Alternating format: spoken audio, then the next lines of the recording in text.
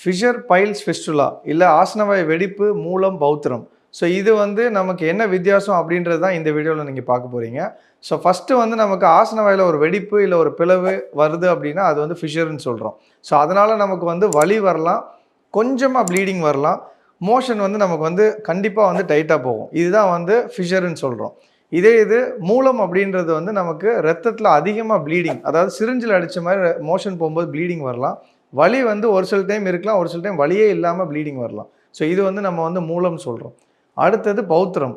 இந்த ஆசனவாய் பக்கத்தில ஒரு சின்னதா ஒரு ஓட்டை மாரி இருந்து, அது வழியா சலமா வர்றது, இல்ல அது வந்து துர்நாற்றம் அடிக்கிறது, இல்ல அது வழியா வந்து ரத்தம் வருது. இதுதான் வந்து பௌத்திரம், இல்ல ஃபிஸ்டுலான்னு சொல்றோம்.